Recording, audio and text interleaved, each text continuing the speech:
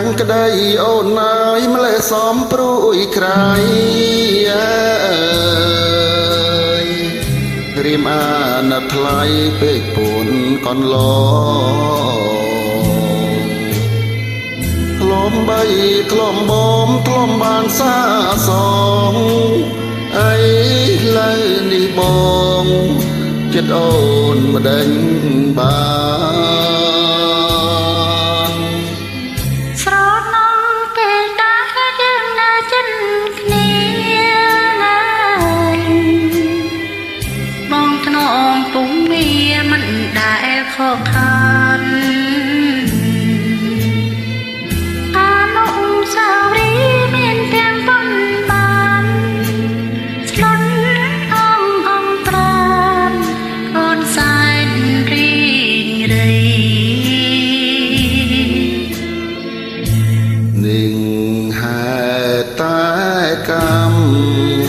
កម្មតាមផ្ដន់ទី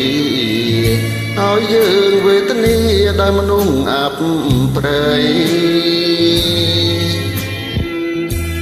នឹងឃើញពេលណាក្តៅចិត្តស្ទើរខ្សែបើបងរុញដៃបងជួយអូនភ្លាម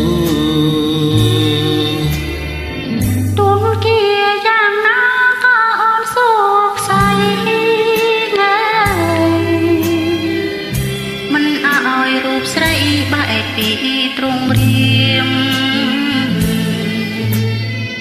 យើងយើងពីនាងស្មោះស្ម័គ្ររួមឈាមតស៊ូក្នុងនាមស្នេហាបរិសុទ្ធ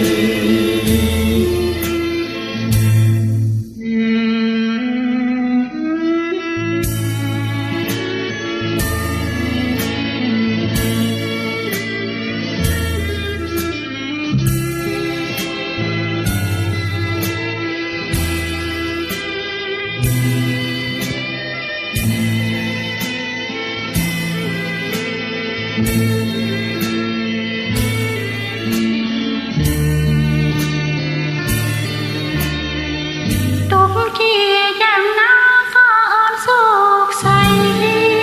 ណាស់មិនឲ្យរូបស្រីបែកពីទ្រង់រៀមចិត្តយើងពីនាងស្មោះស្ម័គ្ររួមឈាមត